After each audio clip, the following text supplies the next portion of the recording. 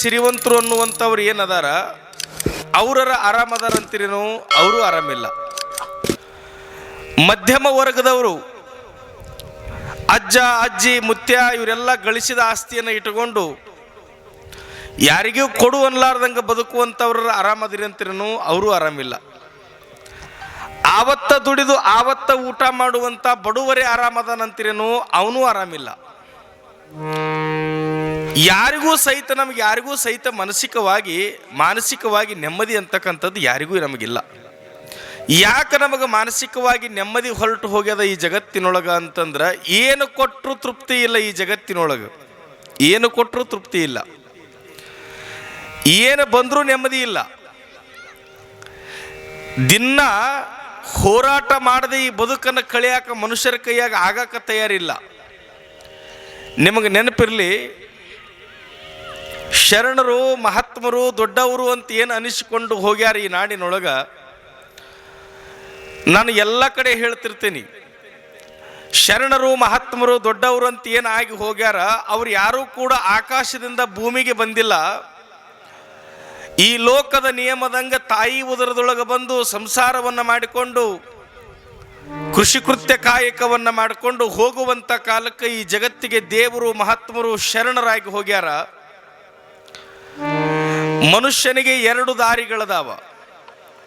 ಮನುಷ್ಯ ಮಹಾದೇವನಾಗಬಹುದು, ನರ ಹರನಾಗಬಹುದು. ಮನುಷ್ಯನಿಗೆ ಎರಡು ದಾರಿಗಳದಾವ. ಒಂದು ಒಳ್ಳೆ ದಾರಿನೂ ಐತಿ, ಒಂದು ಕೆಟ್ಟ ದಾರಿನೂ ಐತಿ. ಯಾವುದಕ್ಕೆ ಹೋಗ್ತಿದಿ ಅನ್ನುವುದು ನಿನಗೆ ಬಿಟ್ಟಿದ್ದು. ಶರಣರು ವಚನದೊಳಗೆ ಬರೀತಾರ, ದಾರಿಗಳು ಎರಡುಂಟು, ಒಂದನ್ನ ಹಿಡಿ ಒಂದನ್ನ ಬಿಡು. ಯಾವುದು ಚಲೋ ಐತಿ ಅದನ್ನು ದಾರಿ ಹಿಡಿಯಪ್ಪ. ನಾವು ಮೊಟ್ಟ ಮೊದಲಿಗೆ ಮನುಷ್ಯ ಜನ್ಮಕ್ಕೆ ಬಂದ ಬಳಿಕ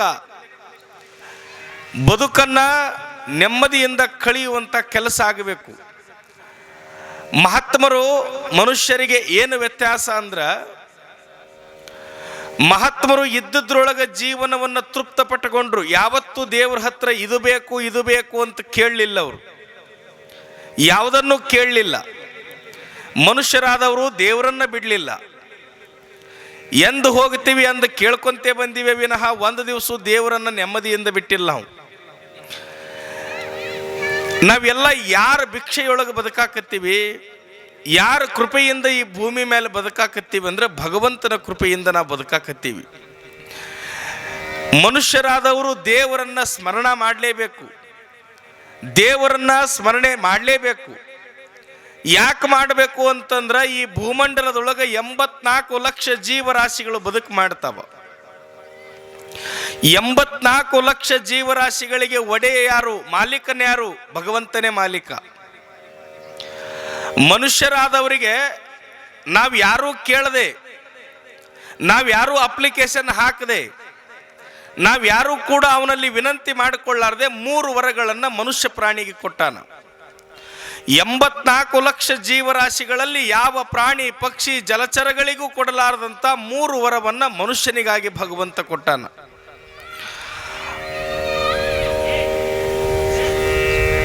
ವರ ಯಾವುದು ಅಂತ ಕೇಳಿದ್ರೆ, ಮೊದಲನೇದ್ದು ಮಾತಾಡುವಂಥ ವರ. ಈ ಭೂಮಂಡಲದೊಳಗೆ ಮನುಷ್ಯ ಪ್ರಾಣಿಯನ್ನು ಬಿಟ್ಟರೆ ಮತ್ಯಾವ ಪ್ರಾಣಿ ಪಕ್ಷಿ ಜಲಚರಗಳು ಸಹಿತ ಮಾತಾಡಂಗಿಲ್ಲ. ಮನುಷ್ಯ ಒಬ್ಬನೇ ಮಾತಾಡ್ತಾನೆ. ಇದು ಮೊದಲನೇ ವರ, ಮಾತಾಡುವಂಥದ್ದು. ಇನ್ನು ಎರಡನೇ ವರ ಕೈ. ಬಹಳಷ್ಟು ಪ್ರಾಣಿಗಳಿಗೆ ಕೈ ಕೊಟ್ಟ ಭಗವಂತ, ಮನುಷ್ಯನ ಕೈ ಬಹಳ ವಿಶೇಷ. ಯಾಕೆ ವಿಶೇಷ ಮನುಷ್ಯನ ಕೈ ಅಂದ್ರೆ, ಈ ಕೈಯಿಂದ ಹಸಿದ ಹೊಟ್ಟೆಗೆ ಅನ್ನ ಹಾಕಿ ಪುಣ್ಯ ಕಟ್ಕೋಬಹುದು. ಈ ಕೈಯಿಂದ ಇನ್ನೊಬ್ಬರಿಗೆ ನೋಯಿಸಿ ಇನ್ನೊಬ್ಬರಿಗೆ ದಂಡನೆ ಮಾಡಿ ಪಾಪನೂ ಕಟ್ಕೋಬಹುದು. ಅದಕ್ಕಿಂತ ಹೆಚ್ಚಾಗಿ ಈ ಕೈ ಏನು ಮಾಡ್ತದಂದ್ರೆ, ನನ್ನ ಹೊಟ್ಟಿನೂ ತುಂಬಿಸ್ತದ, ಇನ್ನೊಬ್ಬರ ಹೊಟ್ಟಿನೂ ಸಹಿತ ತುಂಬಿಸಾಕ ಬರ್ತದೆ ಈ ಕೈಗೆ. ಅದಕ್ಕಿಂತ ಹೆಚ್ಚಾಗಿ ನಮಗೆ ತ್ರಾಸ ಬಂದಾಗ, ಸಂಕಟ ಬಂದಾಗ, ನಮಗೆ ನೋವಾದಾಗ ನಾವು ಯಾರ ಬಳಿ ಹೋಗ್ತೀವಿ ಅಂತಂದ್ರೆ, ಈ ಜ್ಯೋತಿಷ್ಯ ಕೇಳೋರ ಬಳಿ ಹೋಗ್ತೀವಿ. ಅವ್ರ ಮರೆ ಹೋಗ್ತೀವಿ ನಾವು. ಯಪ್ಪ ನಮಗೆ ಸಮಸ್ಯೆ ಆಗ್ಯದ, ಸಂಕಟ ಬಂದದ, ಏನು ಮಾಡ್ಬೇಕ್ರಿ ಅಂತ ಹೋದಾಗ ಅವ್ರು ಮೊದಲಿಗೆ ಕೇಳೋದೇನು? ನಿಮ್ಮ ಕೈ ತೋರಿಸ್ರಿ ಅಂತಾರ. ನಮ್ಮ ಕೈ ನೋಡಿ ಕೈಯೊಳಗ ಅಂಗೈಯೊಳಗ ರೇಖೆಯನ್ನಿಟ್ಟಾನ ಭಗವಂತ. ಈ ಕೈಯಾಗಿನ ಗೆರಿ ನೋಡಿ ಹೇಳ್ತಾರ, ನಿನಗೆ ಅನ್ನ ಐತೋ ಇಲ್ಲೋ, ನಿನಗೆ ಮರಣ ಎಂದ ಬರ್ತದ, ನಿನಗೆ ಕುತ್ತೈತೋ ಇಲ್ಲೋ, ನೀ ಏನಾಗ್ತಿದಿ ಜೀವನದಾಗಂತ ಈ ಕೈಯಾಗಿನ ಗೆರಿ ನೋಡಿ ಜ್ಯೋತಿಷಿಗಾರ ಹೇಳ್ತಾರ. ಈ ಕೈ ಬಹಳ ವಿಶೇಷ. ಸರ್ವಜ್ಞ ಬರಿತಾನ ಒಂದು ಕಡೆ, ಬಾಯಿ ಕೈ ಮತ್ತೊಂದನ್ನು ಸೇರಿಸಿಕೊಂತಾನ, ಕಚ್ಚೆ. ಬಾಯಿ ಕೈ ಕಚ್ಚೆ ಇವು ಮೂರು ನಿನ್ನಿಚ್ಛೆಯೊಳಗಿದ್ದರೆ ಸ್ವರ್ಗಕ್ಕೆ ಕಿಚ್ಚು ಹಚ್ಚಂದ ಸರ್ವಜ್ಞ. ನಾನು ಹೇಳಕತ್ತಿದ್ದು ಎರಡನ್ನ ಮಾತ್ರ, ಬಾಯಿ ಕೈ. ಮೂರನೇದು ಯಾವುದು ಅಂತ ಕೇಳಿದ್ರ ನಗು. ಈ ಜಗತ್ತಿನ್ಯಾಗ ಅಳಸವ್ರು ಬಹಳ ಮಂದಿ ಅದಾರ, ಅಳಸವ್ರು ಬಹಳ ಮಂದಿ ಅದಾರ. ನಮ್ಮ ಮನ್ಯಾಗದಾರ, ಓಣ್ಯಾಗದಾರ, ಊರಾಗದಾರ, ಬೀಗರು ಬಿಜ್ಜಿರ್ತಾಲ್ಯದಾರ, ಬ್ಯಾರೆ ಊರಾಗದಾರ. ನಗಸವ್ರಿಲ್ಲ ಈ ಜಗತ್ತಿನ್ಯಾಗ. ನಗಸವ್ರು ಸಿಕ್ಕಾಗ ಚಲೋತ್ನ್ಯಾಗ ನಕ್ಕ ಬಿಡ್ಬೇಕು, ಹೃದಯ ಬಿಚ್ಚಿ ನಕ್ಕ ಬಿಡ್ಬೇಕು ಮನುಷ್ಯ. ಈ ಮೂರು ವರವನ್ನ ಭಗವಂತ ಮನುಷ್ಯನಿಗಾಗಿ ಕೊಟ್ಟ. ಮೊದಲನೇದ್ದು ಮಾತು.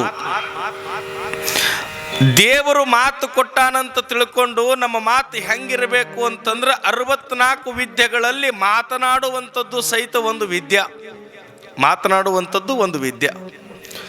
ಗಾದಿ ಮಾತು ಬರೆದಿರ್ತಾರ, ಊಟ ಬಲ್ಲವನಿಗೆ ರೋಗಿಲ್ಲ, ಮಾತು ಬಲ್ಲವನಿಗೆ. ನೀವೇನು ಹೊಸ ಮಂದಿ ಮೌನ್ ಗೀವನ್ ಅದಿರೇನ್ರಿ ಇವತ್ತು? ಅಲ್ಲ, ಅದಕ್ಕೆ ಕೇಳಿದೆ ನಾ, ಯಾಕೆ ಮಾತಾಡವಲ್ಲಾಗಿರಿ, ಅದಕ್ಕೆ ಕೇಳಕತ್ತೀನಿ. ಊಟ ಬಲ್ಲವನಿಗೆ ರೋಗಿಲ್ಲ, ಮಾತು ಬಲ್ಲವನಿಗೆ ಜಗಳವೇ ಇಲ್ಲ. ಒಂದು ವಿದ್ಯೆ. ಅದು ಮಾತಾಡುವಂಥದ್ದು ಒಂದು ವಿದ್ಯೆ. ಮಾತು ಹೆಂಗಿರಬೇಕು ಅಂತಂದ್ರ ವಚನನ ಬರೆದ್ರು ಮಾತಿನ ಸಲುವಾಗಿ. ಮಾತೆಂಬುದು ಜ್ಯೋತಿರ್ಲಿಂಗ ಅಂತ ಹೇಳಿದ್ರು ಶರಣರು. ವಚನ ಬರೆದ್ರು. ಮಾತು ಹೆಂಗಿರಬೇಕು ಅಂದ್ರೆ ನುಡಿದರೆ ಮುತ್ತಿನ ಹಾರದಂತಿರಬೇಕು. ನಮ್ಮ ಮಾತು ಹೆಂಗಿರಬೇಕು ಅಂತಂದ್ರ ನಾವು ಮಾತಾಡಕತ್ವಿ ಅಂತಂದ್ರೆ ಮುತ್ತಿನ ಹಾರ ಪೋಣಿಸಿದ್ರೆ ಮನಸ್ಸಿಗೆ ಹೆಂಗೆ ನೆಮ್ಮದಿ ಅನಿಸ್ತದ. ಹಾರ ನೋಡಿದ್ರೆ ನಮ್ಮ ಮಾತು ಹಂಗೆ ನೆಮ್ಮದಿ ಕೊಡಬೇಕಂತ. ಮಾತು ಕಲಿಯಬೇಕು. ಮಾತು ಬಹಳ ಅಮೂಲ್ಯವಾಗಿರ್ತಕ್ಕಂಥದ್ದು. ಮಾತು ಆಡಿದ್ರೆ ಹೋಯ್ತು, ಮುತ್ತು ಒಡೆದ್ರೆ ಹೋಯ್ತು. ಒಂದು ಸಲ ಮಾತಾಡುವಂತ ಮುಂಚೆ ವಿಚಾರ ಮಾಡಿ ತಿಳಿದು ಮಾತಾಡು. ಒಮ್ಮೆ ನಾಲಿಗೆಯಿಂದ ಮಾತು ಹೊರಗೆ ಬಂತು ಅಂದ್ರೆ ಹೋಯ್ತದು. ಒಮ್ಮೆ ಮುತ್ತು ಒಡೆದಿ ಅಂತಂದ್ರೆ ಹೋಯ್ತದು. ಹಸದ ಹೊಟ್ಟೆಗೆ ಅನ್ನ ಹಾಕಿ ಪುಣ್ಯ ಕೇಳಬೇಡ, ಇನ್ನೊಬ್ಬರ ಮನಸ್ಸು ನೋವು ಮಾಡಿ ಪಾಪ ಕೇಳಬೇಡ. ಹಸದ ಹೊಟ್ಟೆಗೆ ಅನ್ನ ಹಾಕಿದಿ ಅಂದ್ರೆ ಪುಣ್ಯ ಬಂತ, ಇನ್ನೊಬ್ಬರ ಮನಸ್ಸು ನೋವಾಯ್ತು ಅಂದ್ರೆ ಪಾಪ ಬಂತೆ. ಮಾತು ಒಂದು ಸಲ ನಾಲಿಗೆಯಿಂದ ಜಾರಿತು ಅಂತಂದ್ರೆ ಹೋಯ್ತು ಅಂದ್ರೆ ಮುಗಿತದ್ರ ತಗದ. ಹೊಳ್ಳಿ ಆ ಮಾತನ್ನ ಹಿಂದಕ್ಕೆ ತಕ್ಕೊಳ್ಳಕ್ ಬರಂಗಿಲ್ಲ.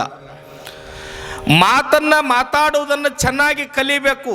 ಭಗವಂತ ಕೊಟ್ಟಿರ್ತಕ್ಕಂಥ ವರದೊಳಗ ಬಹಳ ಮುಖ್ಯವಾಗಿರ್ತಕ್ಕಂಥದ್ದು ಮಾತು. ಮಾತು ಹೆಂಗಿರಬೇಕು ಅಂತಂದ್ರೆ ನಮ್ಮ ಮಾತು ಇನ್ನೊಬ್ಬರ ಮನಸ್ಸನ್ನು ಅರಳಿಸಬೇಕೇ ವಿನಃ ಇನ್ನೊಬ್ಬರ ಮನಸ್ಸನ್ನು ನೋಯಿಸುವಂಥ ಮಾತಾಗಬಾರದು. ಆತ ಕೊಟ್ಟಾನ ಅಂದ ಬಳಿಕ ಈ ಮಾತಿನೊಳಗೆ ಅವನಿಗಾಗಿ ಒಂದಿಷ್ಟು ಮಾತನ್ನು ಮೀಸಲಿಡಬೇಕು. ಇನ್ನೊಬ್ಬರ ಬದುಕು, ಇನ್ನೊಬ್ಬರ ಬದುಕಿಗಾಗಿ ನಮ್ಮ ಮಾತುಗಳು ಹೋಗಬಾರದು. ಮಾತಿಗೆ ಅರ್ಥ ಬರಬೇಕು ಅಂದ್ರೆ ಈ ನಾಡಿನೊಳಗೆ ಸಿದ್ಧಾರೂಢರು ಅನ್ನುವಂಥ ಮಹಾ ದೊಡ್ಡ ಜ್ಞಾನಿಗಳಾಗಿ ಹೋದರು. ಮುಂದೆ ತಮ್ಮ ಶಿಷ್ಯರಾಗಿರ್ತಕ್ಕಂಥ ಗುರುನಾಥ ರೋಡ್ರಿಗೆ ಹೇಳ್ತಾರವರು, ಗುರುನಾಥ, ಈ ಜಗತ್ತಿನೊಳಗೆ ನಾನು ಮಾತಾಡಿ ಭಾಳ ಕೆಟ್ಟು ಬಿಟ್ನೆಪ್ಪ, ನೀ ಒಟ್ಟ ಜೀವನದಾಗ ಮಾತಾಡಬೇಡ ಅಂತ ಹೇಳಿದರು. ಅದನ್ನು ಎಷ್ಟು ವರ್ಷ ಪಾಲಿಸಿಕೊಂಡ್ರು ಅಂದ್ರೆ ಜೀವ ಹೋಗೋ ತನಕ ಗುರುನಾಥ ರೋಡ್ರು ಮಾತಾಡಲಿಲ್ಲ ಈ ಜಗತ್ತಿನೊಳಗ.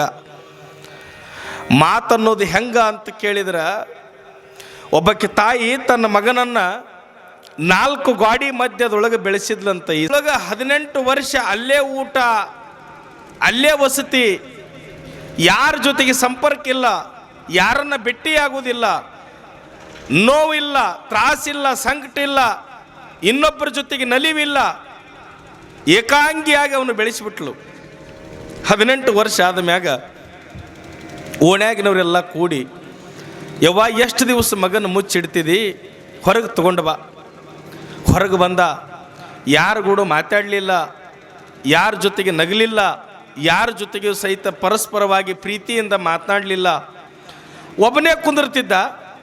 ಮುಂದೆ ಅವನಿಗೆ ಓಣ್ಯಾಗಿನ ಮಂದಿ ನೋಡಿ ನೋಡಿ ನೋಡಿ ಏನು ಮಾಡಿದ್ರು ಅಂದ್ರೆ, ಇವನಿಗೆ ಲಗ್ನ ಮಾಡಿಬಿಡ್ರಿ ಸುದ್ದಕ್ಕನ, ಇವಂಗೆ ಲಗ್ನ ಮಾಡಿಬಿಡ್ರಿ ಸುದ್ದಕ್ಕನ ಅಂತೇಳಿ ಒಂದು ಚಲೋ ಕನ್ಯಾ ತೆಗೆದು ಲಗ್ನ ಮಾಡಿದ್ರು. ಲಗ್ನ ಆದಗಳೇ ಮುಹೂರ್ತ ಚಲೋ ಇಲ್ಲ ಅಂಥೇಳಿ 1 ತಿಂಗಳ 2 ತಿಂಗಳ ತವ್ರ ಮನ್ಯಾಗ ಹೆಂಡ್ತಿನ ಬಿಟ್ಟರು. ಹೊರಗೆ ಬರಾಕತ್ತ ವಾರಿಗೆ ಅವರೆಲ್ಲ ಕೇಳಿದರು, ಮದುವೆ ಆಗ್ಯದ, ನೀನು ಹೆಂಡ್ತಿನ ಯಾವಾಗ ಕರ್ಕೊಂಬರ್ತಿದ್ದಿ, ನಿನ್ನ ಹೆಂಡ್ತಿನ ಯಾವಾಗ ಕರ್ಕೊಂಡು ಬರ್ತಿದ್ದಿ? ನಾ ಎಲ್ಲ ಕರ್ಕೊಂಬರ್ಬೇಕಂತೀನಿ, ಮನ್ಯಾಗನವ್ರು ಏನೂ ಅನ್ನವಲ್ಲಾಗ್ಯಾರ, ಸುಮ್ಮನೆ ಅದಾರ.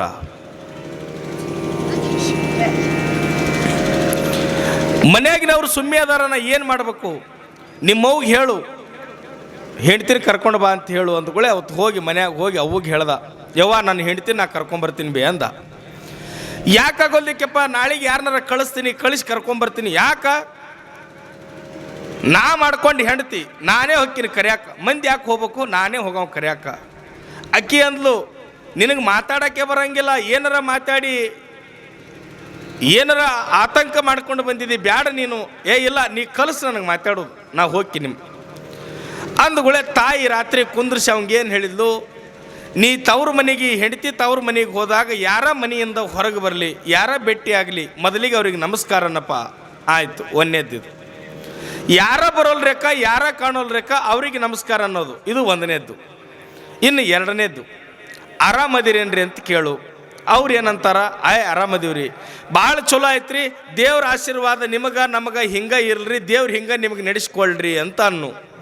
ಯಾಕಾಗೋಲ್ದೆ ಈ ಟಂದ ಮರುದಿವ್ಸ ಮುಂಜಾನೆ ಅವ್ರ ಅಪ್ಪಂದೊಂದು ಚಲೋ ದೋತ್ರ, ಚಲೋ ಒಂದು ರೇಷ್ಮೆ ಅಂಗಿ, ಮ್ಯಾಲೆ ತಲೆ ಮ್ಯಾಗ ರುಂಬಾಲ್ ಸುತ್ತಕೊಂಡು ಹೊಂಟ, ಬರ್ರ ಹೊಂಟ.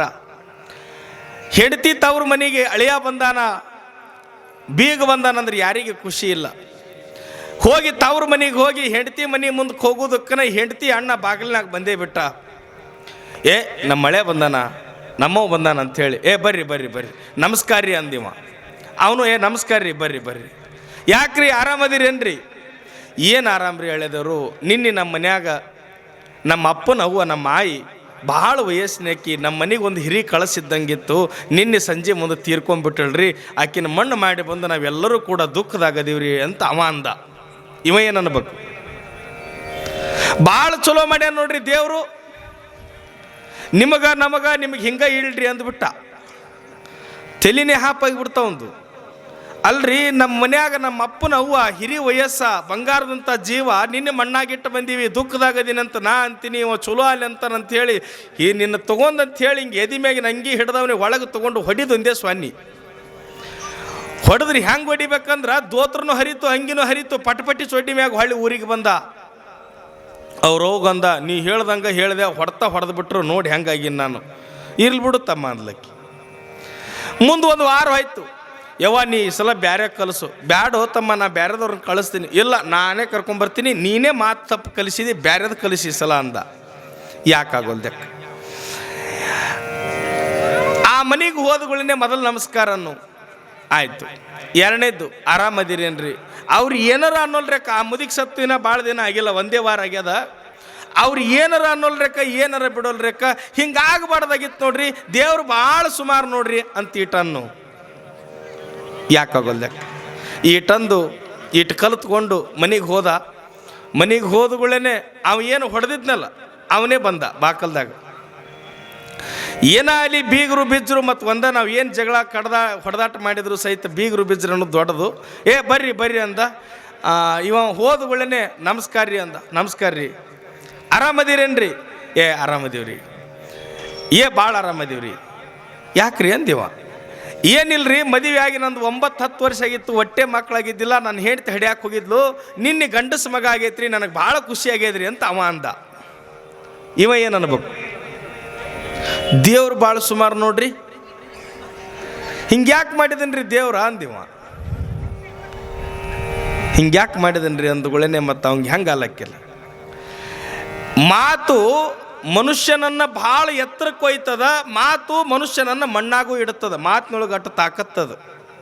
ಒಮ್ಮೆ ನಾಲಿಗೆಗೆ ಹಲ್ಲಿಗೆ ಕಿಮ್ಮತ್ತಿನೊಳಗೆ ನಾಲಿಗೆಗೆ ಹಲ್ಲಿಗೆ ಜಗಳ ನಡೀತಂತ. ನಾಲಿಗಂತೂ ನಂದು ಭಾಳ ಕಿಮ್ಮತ್ತ, ಹಲ್ಲಂತೂ ನಂದು ಭಾಳ ಕಿಮ್ಮತ್ತ. ಹಲ್ಲಂತೂ ಮನುಷ್ಯ ಉಣ್ಬೇಕಾದ್ರೆ ನಾ ಇಲ್ಲಂದ್ರೆ ಊಟನೇ ಹೋಗಂಗಿಲ್ಲ, ನನ್ನ ಬಳಿ ಬರಲಾರ್ದ ಊಟನೇ ಒಳಗೆ ಹೋಗಂಗಿಲ್ಲ, ನಾ ಭಾಳ ಕಿಮ್ಮತ್ನೇವ. ಅವಾಗ ನಾಲಿಗಂತಂತ ನೀ ಬರೀ ಊಟ ಕಳಿಸ್ತಿದ್ ಒಳಗೆ, ನಾ ಏನರ ಮನಸ್ಸು ಮಾಡಿದ್ರೆ 36 ಹಲ್ಲು ಉದುರಂಗೆ ನಾ ಮಾಡ್ತೀನಿ ಅಂತಂತ. ನಾಲಿಗೆಗೆ ಬಹಳ ಕಿಮ್ಮತ್ತ, ಮಾತಿಗೆ ಬಹಳ ಕಿಮ್ಮತ್ತ. ಮಾತು ಮನುಷ್ಯನನ್ನ ಮ್ಯಾಲಕ್ಕೂ ಒಯ್ತದ, ಮಾತು ಮಣ್ಣಾಗೂ ಇಡುತ್ತದ. ಎಷ್ಟೋ ಸಲುವಾಗಿ ಮಾತಿನ ಸಲುವಾಗಿ ಜಗಳ ನಡೆದಾವ, ಮಾತಿನ ಸಲುವಾಗಿ ಊರಿಗೆ ಬೆಂಕಿ ಎತ್ತ್ಯಾವ. ಮಾತು ಅನ್ನೋದು ಬಹಳ ಚಲೋತ್ನಾಗ ಬಳಸಬೇಕು. ಆತ ಕೊಟ್ಟಿದ್ದನ್ನು ಆತನಿಗಾಗಿ ಬಳಸಬೇಕು, ಆತನ ಸ್ಮರಣೆಗಾಗಿ ಬಳಸಬೇಕು. ನಾವೆಲ್ಲರೂ ಮಾತನ್ನು ಚಲೋತ್ನಾಗ ಮಾತಾಡುವಂಥದ್ದನ್ನು ಕಲಿಬೇಕು. ನಾವೆಲ್ಲ ಮಾತು ಅವನನ್ನು ನೆನೆಸುವಂಥ ಮಾತಾಗಬೇಕು, ಭಗವಂತನನ್ನು ಸ್ಮರಣೆ ಮಾಡುವಂಥ ಮಾತಾಗಬೇಕು. ಒಬ್ಬರು ಚಲೋ ಮಾತು ಬರೀತಾರ, ಮಾತು ಮಾತಿಗೊಮ್ಮೆಮ್ಮೆ ಶಂಕರ ಅನ್ನು, ಕೂಡುವಾಗ ಏಳುವಾಗ ಉಣ್ಣುವಾಗ ಮಲಗುವಾಗ ಮಾತು ಮಾತಿಗೊಮ್ಮೆಮ್ಮೆ ಶಂಕರ ಅನ್ನು. ಆತ ಕೊಟ್ಟಿದ್ದ ಭಿಕ್ಷಾಪ ಅದು, ಅವನಿಗಾಗಿ ಒಂದಿಟ್ಟು ನೆನಸು, ಆತನ ಸ್ಮರಣ ಮಾಡು, ಮಾತನ್ನು ಚಲೋತ್ನಾಗ ಬಳಸು. ಇದು ಒಂದನೇದ್ದು. ಇನ್ನು ಎರಡನೇದ್ದು ಕೈಯ. ಈ ಕೈಗೆ ಏನು ಮಾಡಿದರೆ ಬಹಳ ಶೋಭೆ ಬರ್ತದ್ರಿ? ಈ ಕೈಗೆ ಬಂಗಾರದ ಉಂಗುರ ಹಾಕ್ಕೊಂಡು, ಬಂಗಾರದ ಕಡಗ ಹಾಕ್ಕೊಂಡು, ಬಂಗಾರದ ಬ್ರಾಸ್ಲೆಟ್ ಹಾಕ್ಕೊಂಡ್ರೆ ಈ ಕೈ ಕಿಮ್ಮತ್ತು ಬರಂಗಿಲ್ಲ. ಈ ಕೈಗೆ ಯಾವಾಗ ಬಹಳ ಕಿಮ್ಮತ್ತು ಬರ್ತದಂದ್ರೆ, ಯಾರು ತೆಳಗೆ ಬಿದ್ದಿರ್ತಾರ ಅಂಥವ್ರನ್ನು ಎತ್ತಿದ್ರೆ ಈ ಕೈಗೆ ಬಹಳ ಬೆಲೆ. ಯಾರು ಕಣ್ಣೀರು ಹಾಕ್ತಿರ್ತಾರ, ಕಣ್ಣೀರು ಒರೆಸಿದ್ರೆ ಈ ಕೈಗೆ ಬಹಳ ಬೆಲೆ. ಯಾರು ಹಸಿದಿರ್ತಾರ, ಹಸಿದವರಿಗೆ ಒಂದು ತುತ್ತು ಅನ್ನ ಹಾಕಿದರೆ ಈ ಕೈಗೆ ಬೆಲೆನೇ ವಿನಃ ಈ ಕೈಗೆ ಬಂಗಾರ ಆಭರಣ ಹಾಕ್ಕೊಂಡ್ರೆ ಈ ಕೈಗೆ ಬೆಲೆ ಬರಂಗಿಲ್ಲ.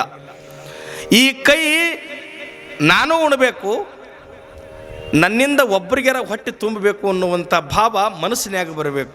ಅಂದಾಗಿ ಈ ಕೈಗೆ ಬಹಳ ಬೆಲೆ ಬರ್ತದೆ. ಇದು ಎರಡನೇದ್ದು. ಒಂದು ಮಾತು ಚಲೋತ್ನಾಗ ಬಳಸಬೇಕು, ಎರಡನೇದ್ದು ಕೈಯನ್ನು ಚಲೋ ಕೆಲಸಕ್ಕೆ ಉಪಯೋಗ ಮಾಡಬೇಕು, ಇನ್ನು ಮೂರನೇದ್ದು ನಗು. ಇಲ್ಲಿ ಬಹಳ ಸೃಷ್ಟಿಯೊಳಗೆ ಬಹಳ ಅದ್ಭುತ ಏನು ಅಂತಂದ್ರೆ, ಮನುಷ್ಯನ ವ್ಯಕ್ತಿತ್ವನೇ ಬಹಳ ವಿಶಿಷ್ಟ. ದುಃಖ ಬಂದಾಗ ಕಣ್ಣಾಗ ನೀರು ಬರ್ತದ, ಸುಖ ಆದಾಗ ನಗು ಬರ್ತದ. ದುಃಖ ಬಂದಾಗ ಕಣ್ಣಾಗ ನೀರು ಬರ್ತದ, ಖುಷಿಯಾದಾಗ ಸುಖ ಆದಾಗ ಮನುಷ್ಯನ ನಗು ಬರ್ತದೆ. ನಗೋದ್ರಿಂದ ಎಷ್ಟೋ ರೋಗಗಳು ದೂರ ಆಗ್ತಾವಂತ. ಹಸನದಿಂ ಘನರೋಗ ವಾಸಿಯಪ್ಪುದು. ನಗೋದ್ರಿಂದ ಎಷ್ಟೋ ರೋಗಗಳು ದೂರ ಆಗ್ತಾವಂತ. ನಗಸವ್ರು ಸಿಕ್ಕಾಗ ಚಲೋತ್ನಾಗ ನಕ್ಕ ಬಿಡಬೇಕು. ಮುಂದೊಂದು ಎಚ್ಚರಿಕೆ ಮಾತನ್ನು ಬರೀತಾರವರು. ಈ ಮನುಷ್ಯ ನಗು ಅಂದಾಗ ಎಲ್ಲಿ ಬೇಕಲ್ಲಿ ನಕ್ಕಿತ್ತು ಅಂತ ತಿಳ್ಕೊಂಡು ಎಚ್ಚರಿಕೆನೂ ಬರೆದ್ರು.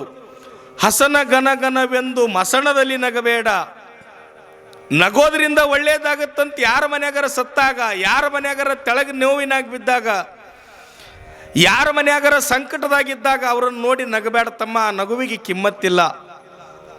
ನಿನ್ನ ನಗು ಹೆಂಗಿರ್ಬೇಕಂದ್ರೆ, ಒಬ್ಬನ ಮ್ಯಾಲಕ್ಕೆ ಎತ್ತಿದಾಗ ನಗು, ಒಬ್ಬನ ಕೈ ಹಿಡಿದ ಮ್ಯಾಲಕ್ಕೆ ಜಗ್ಗಿದಾಗ ನಗು. ಆ ನಗುವಿಗೆ ಬಹಳ ಕಿಮ್ಮತ್ತ. ಮನುಷ್ಯನಿಗೆ ಈ 3 ವರ ಕೊಟ್ಟ ಭಗವಂತ. ಮಾತಾಡುವುದನ್ನು ಕೊಟ್ಟ, ಕೈ ಕೊಟ್ಟ, ನಗೋದನ್ನು ಕೊಟ್ಟ. ಇದರ ಜೊತೆಗೆ ಎಷ್ಟು ದೊಡ್ಡಾತ ಭಗವಂತ ಅಂದ್ರ, ತಾಯಿಯ ಉದರದೊಳಗಿದ್ದಾಗನೇ ತಾಯಿಯ ಎದೆಯೊಳಗ ಆ ಹುಟ್ಟುವಂಥ ಕೂಸಿಗೆ ಆಹಾರ ರೆಡಿ ಮಾಡ್ತಾನಂದ್ರ ಅವನಂತ ದೊಡ್ಡ ಇಂಜಿನಿಯರ್ ಯಾರು ಈ ಜಗತ್ತಿನೊಳಗ? ಯಾರು? ಈ ಜಗತ್ತಿನೊಳಗ ಒಂದು ಹುಲ್ಲು ಕಡ್ಡಿ ಅಳಗಾಡಬೇಕಂದ್ರೂ ಆತನ ಅಪ್ಪಣೆ ಇಲ್ಲಾರ್ದ ಅಳಗಾಡಂಗಿಲ್ಲ. ನಾವು ಕೊನೆಗೆ ಹೋಗೋದು ಅವನ ಬಲ್ಲೆ, ಕೊನೆಗೆ ಕೇಳೋದು ಅವನ ಬಲ್ಲೆ. ಈ ಜಗತ್ತಿನ್ಯಾಗ ನಮ್ಮವ್ರಂತ ಏನು ಅನಿಸ್ಕೊಂಡಾರ, ಇವರೆಲ್ಲ ಸುಮ್ಮನೆ ಭೌತಿಕವಾಗಿ ನಮ್ಮ ಜೊತೆಗೆ ಅದಾರ. ಶಾಶ್ವತವಾಗಿ ಇರೋರು ಯಾರು? ಆತನೇ. ಆತನನ್ನು ಬಿಟ್ಟರೆ ಈ ಜಗತ್ತಿನೊಳಗೆ ಏನೂ ಇಲ್ಲ, ಏನೂ ಇಲ್ಲ. ಆತನ ಕೃಪಾ ಎಂಥದ್ದಂದ್ರ, ಆತನ ಯಾಕೆ ನೆನೆಸ್ಬೇಕಂತಂದ್ರ, ನಿಮಗೊಂದು ಮಾತು ಹೇಳ್ತೀನಿ. ಈ ಜಗತ್ತಿನ್ಯಾಗ ಎಷ್ಟೋ ಮಂದಿಗೆ ಕಣ್ಣಿಲ್ಲ, ಎಷ್ಟೋ ಮಂದಿಗೆ ಕೈ ಇಲ್ಲ, ಎಷ್ಟೋ ಮಂದಿಗೆ ಕಾಲೇ ಇಲ್ಲ. ಪ್ರತಿ ಕ್ಷಣನೂ ದೇವರಿಗೆ ಬೈತಾರ್ರಿ ಅವರು.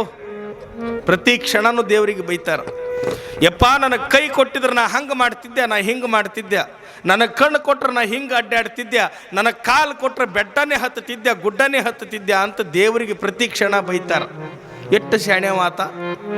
ನಮಗೆಲ್ಲನೂ ಚಲೋ ಕೊಟ್ಟಾನಂದ ಬಳಿಕ ಅವನು ನೆನಸಾಕಿ ನಮ್ಮ ಅಪ್ಪನ ಮನೆಗೆ ಗಂಟು ಹೋಗೈತ್ರಿ. ನಮಗ ಎಲ್ಲನೂ ಚಲೋ ಕೊಟ್ಟಾನ, ಕಣ್ಣು ಕೊಟ್ಟಾನ, ಕಾಲು ಕೊಟ್ಟಾನ, ಕೈ ಕೊಟ್ಟಾನ.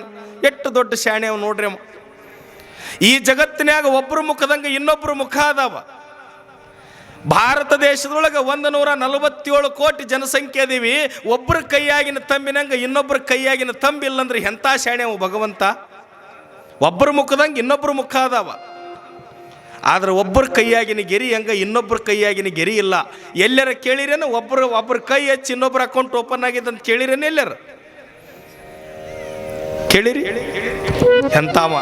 ಎಂಥ ದೊಡ್ಡ ಶಕ್ತಿ ಅವನು ಬಲ್ಲಿ. ಮನುಷ್ಯನಿಗೆ ಏನು ಬೇಕು, ಅನ್ನ, ನೀರು, ಗಾಳಿ, ಯಾವ ಸಮಯಕ್ಕೆ ಏನು ಬೇಕು ಅದನ್ನೆಲ್ಲವನ್ನು ಕೊಡ್ತಾನಾತ. ಅವನನ್ನು ನಂಬಿ ಈ ಜಗತ್ತಿನಾಗ ಕೆಟ್ಟವರಿಲ್ಲ. ಮನುಷ್ಯರನ್ನು ನಂಬಿ ಕೆಟ್ಟಾರ, ಬಂಧು ಬಳಗದವರನ್ನು ನಂಬಿ ಕೆಟ್ಟಾರ. ದೇವರನ್ನು ನಂಬಿ ಈ ಜಗತ್ತಿನೊಳಗೆ ಯಾರೂ ಕೆಟ್ಟಿಲ್ಲ. ಆತನನ್ನು ನಂಬಬೇಕು. ಯಾವ ಭಕ್ತಿಯಿಂದ ನಂಬ್ಯಾನ ಅವನ ಮನೆಯೊಳಗೆ ಆಳಾಗಿ ದುಡ್ದಾನಾತ. ಜಗತ್ತಿನ ಇತಿಹಾಸವನ್ನು ತೆಗೆದು ನೋಡ್ರಿ. ಅವನನ್ನು ಯಾರು ನಂಬಿಗಿಟ್ಟು ಪೂಜೆ ಮಾಡ್ಯಾರೋ, ಅವನನ್ನು ಯಾರು ನಂಬಿಗಿಟ್ಟು ಸ್ಮರಣ ಮಾಡ್ಯಾರೋ ಅಂಥವರಿಗೋಸ್ಕರ ಈ ಜಗತ್ತಿನೊಳಗೆ ಬಂದು ಅನೇಕ ಘಟನೆಗಳನ್ನು ಮಾಡಿ ಹೋಗ್ಯಾನಾತ. ನೀವೆಲ್ಲ ಕೇಳಿರಬಹುದು, ಕಲಬುರಗಿ ಶರಣಬಸಪ್ಪನವರು ಅಂತ ಆಗಿ ಹೋದ್ರು ಒಬ್ರು ಮಹಾತ್ಮರು. ಎಂಥವ್ರವರು? ಯಾರೇ ಬಂದು ಅವ್ರ ಮನೆ ಮುಂದೆ ಬಂದು ಯಪ್ಪ ಅಂತ ಕೇಳಿದ್ರೆ ಕಿವಿಯಿಂದ ಕೇಳ್ತಿದ್ದಿಲ್ಲ. ಅಂಥವ್ರ ಮನೆ ಮುಂದೆ ಒಂದು ಸಲ ಪರೀಕ್ಷೆ ಮಾಡಕ್ಕೆ ಒಬ್ಬ ಜಂಗಮಾಮೂರ್ತಿ ಬಂದ. ಬಳ್ಳುಂಡಿಗೆ ಅಂತ ಊರು ಬರ್ತೈತೆ, ಅಲ್ಲಿ ಅರಳಗುಂಡಿಗೆ ಬಲ್ಲಿ ಒಂದು ಬಳ್ಳುಂಡಿಗೆ ಅಂತ ಊರು ಬರ್ತದ. ಆ ಬಳ್ಳುಂಡಿಗೆ ಅವರು ಚನ್ನಮಲ್ಲಯ್ಯ ಸ್ವಾಮಿಗಳು ಅನ್ನುವಂಥವ್ರು ಹಿರೇಮಠದ ಸ್ವಾಮಿಗಳು. ಮನೆಯೊಳಗೆ ಮಗಳ ಲಗ್ನ ನಿಶ್ಚಯ ಮಾಡ್ಯಾರ. ಮಗಳ ಲಗ್ನ ಸಮೀಪಕ್ಕೆ ಬಂದದ. ಲಗ್ನ ಆಗಬೇಕಾದ್ರೆ ಹಣ ಬೇಕು. ಕೊಡ್ತೀನಿ ಅಂದ ಒಬ್ಬ, ಮೋಸ ಮಾಡಿಬಿಟ್ಟ. ಒಂದು ವಾರದೊಳಗೆ ಲಗ್ನ ನಿಶ್ಚಯ ಆಗಿಬಿಟ್ಟದ, ಬಂದೇ ಬಿಟ್ಟದ. ಲಗ್ನ ಸಮೀಪ ಬಂದದ. ಯಾರ ಬಳಿ ಕೇಳೋದು? ಅವತ್ತಿನ ಕಾಲಕ್ಕೆ 1,000 ರೂಪಾಯಿ ಅಂದ್ರೆ ಇವತ್ತಿನ ಕಾಲಕ್ಕೆ 1,00,000 ರೂಪಾಯಿ ರೊಕ್ಕಿದ್ದಂಗೆ. ಏನು ಮಾಡೋದು? ಯಾರೋ ಒಬ್ಬರು ಹೇಳಿದ್ರು, ಇಲ್ಲಿ ಅರಳಗುಂಡಿಗೆ ಹೋಗ್ರಿ, ಶರಣಪ್ಪ ಏನಾರ ಮಾಡ್ತಾನ ಹೋಗ್ರಿ ಅಂತಂದುಗಳೇ ಚನ್ನಮಲ್ಲಯ್ಯ ಸ್ವಾಮಿಗಳು ಮುಂಜಾನೆ ಎದ್ದವ್ರ ಸೀದಾ ಓಡ್ಕೊಂತ ಅರಳಗುಂಡಿಗೆ ಶರಣರ ಮನೆ ಮುಂದೆ ಬಂದು ನಿಂತರು. ಶರಣಾಂಧ್ರ ಮನೆ ಬಾಗ್ಲಿಗೆ ಬಂದು ಶರಣರ ಮನೆಯೊಳಗ ಗುರುಲಿಂಗ ಜಂಗಮರ ದಾಸೋಹ ನಡೆದಿತ್ತು. ಯಪ್ಪ ಅಂತ ಬಂದ ಶರಣರಿಗೆ ಏನು ಖುಷಿ ಅಂತಂದ್ರೆ ಮನೆಗೆ ಜಂಗಮರು ಬರಬೇಕು. ಒಟ್ಟ ಶರಣರ ಜೀವನನೇ ಒಂದು ಜಂಗಮರು. ಮನೆ ಮುಂದೆ ಬಂದು ಜಂಗಮನನ್ನು ನೋಡಿ ಯಪ್ಪ ಅಂತ ಬಂದರು ಶರಣರು ಬಂದು ಉದ್ದಕ್ಕೆ ಸಾಷ್ಟಾಂಗ ಹಾಕಿದ್ರು. ಯಪ್ಪ ಒಳಗೆ ಬರ್ರಿ ಬುದ್ಧಿ, ಒಳಗೆ ಜಂಗಮ ಮೂರ್ತಿಗಳು ಕುಂತಾರ, ಗುರುಲಿಂಗ ಜಂಗಮರ ದಾಸೋಹ ನಡೆದದ್ರಿ ಬುದ್ಧಿ, ದಯಮಾಡಿಸಿರಿ ಒಳಗೆ ದಯಮಾಡಿಸಿರಿ ಅಂತಂದ್ರು ಶರಣರು. ನನಗೊಂದು ಸಂಕಟದೊಳಗದೀನಪ್ಪ, ಧರ್ಮ ಸಂಕಟಕ್ಕೆ ಬಿದ್ದೀನಿ, ನನ್ನ ಮಾತು ನೀನು ನೆರವೇರಿಸಿ ಕೊಡ್ತೀನಿ ಅಂದರೆ ಒಳಗೆ ಬರ್ತೀನಿ. ಏನು ಕೇಳ್ತೀರಿ ಕೇಳ್ರಿಯಪ್ಪ. ಏನಿಲ್ಲ ನನ್ನ ಮಗಳ ಲಗ್ನ ನಿಶ್ಚಯ ಆಗ್ಯದ, ನನಗೆ 1,000 ರೂಪಾಯಿ ಹಣ ಬೇಕು ಅಂತಂದ್ರು. 1,000 ರೂಪಾಯಿ ಹಣ ಬೇಕು ಬುದ್ಧಿ, ಬರಿ ಬುದ್ಧಿ ಅಂಥೇಳಿ ಅಂದುಗಳೇ ಒಳಗೆ ಹೋಗಿ ತನ್ನ ಧರ್ಮ ಪತ್ನಿ ಆಗಿರ್ತಕ್ಕಂಥ ಮಹಾದೇವಮ್ಮನವ್ರಿಗೆ ಕೇಳಿದ್ರು ಶರಣರು, ಮಹಾದೇವಿ ಮನೆ ಮುಂದೆ ಜಂಗಮರು ನಿಂತಾರ, ಏನಾರ ಮನೆಯೊಳಗೆ ಒಂದಿಷ್ಟು ಹಣ ಐತೇನು ಅಂತ ಕೇಳಿದಾಗ ಇಡೀ ಮನೆ ತುಂಬ ಹುಡುಕಾಡಿದ್ರು. ಒಂದು ಅಣೆ ರೊಕ್ಕಿಲ್ಲ ಅವ್ರ ಮನ್ಯಾಗ, ಒಂದು ಅಣೆ ರೊಕ್ಕಿಲ್ಲ. ಹೆಂಗೆ ಮಾಡೋದು? ಅರಳಗುಂಡಿಗಾಗಂತರೂ ಯಾರು ರೊಕ್ಕ ಕೊಡಂಗಿಲ್ಲ. ಜಂಗಮರಿಗೆ ಮಾತು ಕೊಡ್ತೀನಿ ಅಂತ ಹೇಳಿನಿ, ಏನಾರ ಆಗೋಲ್ದಕ್ಕ ಅಂತ ತಿಳ್ಕೊಂಡು ಆ ಜಂಗಮಾಮೂರ್ತಿನ ಒಳಗೆ ಕರೆದು ಕುಂದ್ರಿಸಿ, ಯಪ್ಪ 1 ತಾಸು ನೀವು ನನಗೆ ಟೈಮ್ ಕೊಡ್ರಿ, ನಾ ರೊಕ್ಕ ಕೊಡ್ತೀನಿ ನಿಮಗೆ ಅಂದರು. ಆ ಅರಳಗುಂಡಿಗೆಯಿಂದ ಕೇವಲ 3 ಹರದಾರಿ ಮೂರಟ್ಟಿಗೆ ಅಂತ ಬರ್ತೈತಿ. ಆ ಮೂರಟ್ಟಿಗೆಯೊಳಗೆ ಗಿರಿಮಲ್ಲಪ್ಪ ಸಾವುಕಾರ ಅನ್ನುವಂಥ ಮನುಷ್ಯ ಅವತ್ತಿನ ಕಾಲಕ್ಕೆ ಚಲೋ ಬಡ್ಡಿ ಅವರ ಆಡ. ಅವನು ಮನೆಗೆ ಬರ್ತಾರೆ ಶರಣರು. ಯಾರ ಸಲುವಾಗಿ? ಎಂದೂ ಬರಲಾರ್ದವರು ಅವನು ಮನೆಗೆ ಬಂದರು. ಅವನು ಮನೆಗೆ ಬಂದಕ್ಕ ಆಳ ಮನುಷ್ಯ ಹೋಗಿ ಹೇಳ್ದ, ಯಪ್ಪ ಅರಳಗುಂಡಿಗೆ ಶರಣಪ್ಪನವ್ರು ಬಂದಾರ್ರಿ ಅಂತಂದ. ಗಿರಿಮಲ್ಲಪ್ಪ ಸಾವುಕಾರ ಎದ್ದು ಬಂದು, ಶರಣರ ಏನ್ರಿ ಇದು, ನಂದು ಎಂಥ ಪೂರ್ವ ಜನ್ಮದ ಪುಣ್ಯ, ನಿಮ್ಮಂಥವ್ರು ನನ್ನ ಮನೆ ಬಾಗಿಲಿಗೆ ಬಂದಿರಲ್ರಿ, ಬರ್ರಿ ಒಳಗ ಅಂತ ಕರ್ದ. ಬರ್ರಿ ಒಳಗಂತ ಕರೆದ. ಬಂದು ಕುಂತರು. ಯಪ್ಪ ನಮ್ಮ ಮನೆಗೆ ಬಂದಿರಲ್ರಿ ಸಾವ್ಕಾರ, ನನಗೊಂದು 1000 ರೂಪಾಯಿ ಸಾಲ ಬೇಕಾಗ್ಯದ. ಅಪ್ಪರ, ನನಗೆ ನಿಮ್ಮ ಬಗ್ಗೆ ಭಾಳ ಚಲೋ ಅಭಿಮಾನ ಐತಿ, ಗೌರವ ಐತ್ರಿ. ನಾವು ವ್ಯವಹರಿಸ್ತೀರಿ, ಪಕ್ಕ ವ್ಯವಹಾರ ಮಾಡವ ನಾನು. ಮತ್ತು ನೀವು ಬಂದಿರಿ ಅಂತ ಹೇಳಿ ನಿಮಗೆ ಬಡ್ಡಿ ಕೊಡ್ಲಾರ್ದ ಹಂಗೆ ನಾ ಕೈಗಡ ಕೊಡು ಮನುಷ್ಯ ಅಲ್ಲ, ಬಡ್ಡಿ ಹಂಗೆ ಕೊಡವ ನಾನು ಅಂದವ. ಶರಣರಂದ್ರು ಯಾಕಲ್ದಕ್ಕೆ ಹಂಗೆ ಕೊಡು. ಶರಣರು ಏನು ವಿಚಾರ ಮಾಡಿದ್ರು, ಮನ್ಯಾಗೂ ರೊಕ್ಕಿಲ್ಲ, ಜಂಗಮರಿಗೆ 1000 ಕೊಡಬೇಕು, ನಮ್ಮ ಮನೆ ದಾಸೋಹಕ್ಕೂ ರೊಕ್ಕಿಲ್ಲ, ತಗೊಳ್ಳೋ ಕೈಲಿ ಇನ್ನೊಂದು 1000 ರೂಪಾಯಿ ತೊಗೊಂಡ್ರೆ ಆಯ್ತಂತ ಸಾವ್ಕಾರು 2000 ರೂಪಾಯಿ ಕೊಡ್ತೀರೇನ್ರಿ ಅಂತ ಕೇಳಿದರು. ಅಪ್ಪರು ಏಟು ಬೇಕಾಟ್ಟು ಕೊಡ್ತೀನಿ ರೀ, ಹಂಗಾದ್ರೆ 2000 ರೂಪಾಯಿ ಕೊಡ್ರಿ ಅಂದರು. ಅಪ್ಪರ ಹಾಗೆ ಕೊಡಾಕ ಇದು ನಡೆಯಂಗಿಲ್ರಿ, ಊರಿಗೆ ಹೋಗ್ರಿ, ನಿಮ್ಮ ಹೊಲದ ಪತ್ರ ತೊಗೊಂಡು ಬರ್ರಿ ಅಂದರೆ ಕೊಡ್ತೀನಿ ಎಂದವ. ಯಾರಿಗೆ? ಕಲಬುರಗಿ ಶರಣಬಸಪ್ಪನವ್ರಿಗೆ. ನಿಮ್ಗೆ ನೆನಪಿರ್ಲಿದ್ದು. ಊರಿಗೆ ಬಂದರು, ಅಣ್ಣತಮ್ಮರು ಬ್ಯಾರೆ ಆಗಿದ್ರು. ಅಣ್ಣತಮ್ಮರು ಬ್ಯಾರೆ ಆಗಿ ಹಾಳು ಹೊಲ ಇವ್ರ ಹೆಸರಲ್ಲೇ ಬಂದಿತ್ತು. ಆ ಉತ್ತಾರಿ ತಗೊಂಡು ಬಂದರು. ಉತ್ತಾರಿ ತಗೊಂಡು ಬಂದು ಗಿರಿಮಲ್ಲಪ್ಪ ಸಾವ್ಕಾರನ ಬಳಿ ಅಡ ಇಟ್ಟು 2000 ರೂಪಾಯಿ ಸಾಲ ತಗೊಂಡ್ರು. ಸಾವ್ಕಾರ ಕಂಡೀಷನ್ ಮಾಡ್ದ, ಶರಣರ 6 ತಿಂಗಳ ವಾಯ್ದೆ, ತಿಂಗಳ ಬಡ್ಡಿ ಕಟ್ಟಬೇಕು, 6 ತಿಂಗಳಿಗೆ ಬಡ್ಡಿ ಗಂಟ ಕೂಡೇ ಕಟ್ಟಬೇಕು. ನೀವೇನಾರ ಕಟ್ಟೋದು ಬಿಟ್ರಿ ಅಂದ್ರೆ ನಮ್ಮ ಆಳ ನಿಮ್ಮ ಮನೆ ಮುಂದಿರ್ತೈತ್ರಿ, ನಾ ಏನು ಯಾರು ಬಿಡಿಯೋದಾಗ ಬದುಕಮಲ್ಲ, ನೇರ ಮಾತಾಡೇ ಕೊಡ್ತೀನಿ ಅಂದವ. ಯಾಕಾಗೋಲ್ದಕ್ಕಂದ್ರು 2000 ರೂಪಾಯಿ ಇಸ್ಕೊಂಡು ಹೋದ್ರು ಕಲಬುರಗಿ ಶರಣಬಸಪ್ಪನವರು. ಆ ಜಂಗಮರಿಗೆ 1000 ರೂಪಾಯಿ ಕೊಟ್ಟು ಕಳಿಸಿದ್ರು. ಮುಂದೆ 1000 ರೂಪಾಯಿ ತಮ್ಮ ದಾಸೋಹಕ್ಕೆ ಇಟ್ಕೊಂಡ್ರು. 6 ತಿಂಗಳು ಹೋಯ್ತು, ಬಡ್ಡಿ ಇಲ್ಲ, ಗಂಟಿಲ್ಲ, ಏನೂ ಇಲ್ಲ. 6 ತಿಂಗಳು ಹೋಗ್ಬಿಡ್ತು. ಮುಂದೆ 7 ತಿಂಗಳು ಹೋಯ್ತು. ಒಂದು ದಿವ್ಸ ಗಿರಿಮಲ್ಲಪ್ಪ ಸಾವ್ಕಾರ ಬುಕ್ಕ ತಗೊಂಡು ಕುಂತಿದ್ದ. ತಗೋ ಮುಂದಾಗ ಶರಣರ ಖಾತೆ ಬಂತದ್ರಾಗ. ಗಿರಿಮಲ್ಲಪ್ಪ ಸಾವ್ಕಾರನ ತೆಲಿಗೆ ಎಂಥ ಸಿಟ್ಟು ಬಂತಂದ್ರೆ, ಈ ಏನು ಇವ ದೇವ್ರ ಮನುಷ್ಯ ಅಂತಾರ, ಇವ ಯಾತ್ರ ಮನುಷ್ಯ, ರೊಕ್ಕ ತೊಗೊಂಡೋಗಿ 7 ತಿಂಗಳಾಗ್ಯದ, ಬಡ್ಡಿಗೆ ಬಡ್ಡಿಲ್ಲ, ಗಂಟಿಗೆ ಗಂಟಿಲ್ಲ ಅಂತ ತಿಳ್ಕೊಂಡು ಸಿಟ್ಟಿಗೇರಿ ಅವನ ಕೈಯಾಗಿನ ಒಬ್ಬ ಗುಂಡಾವ ರಾವೋಜಿ ದಾದ ಅಂಥೇಳಿ. ಅವನ ಕೆಲಸ ಏನು?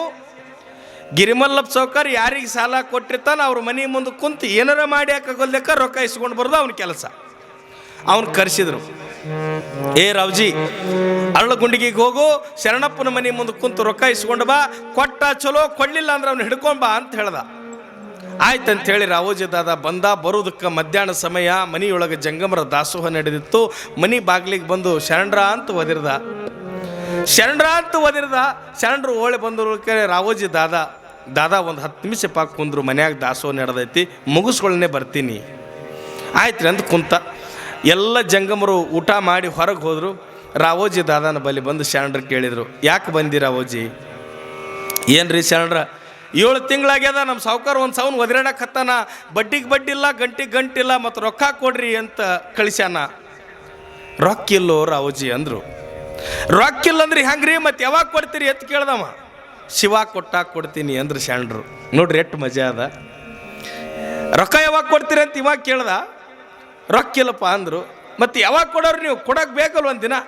ಶಿವ ಕೊಟ್ಟಾಗ ಕೊಡ್ತೀನಿ.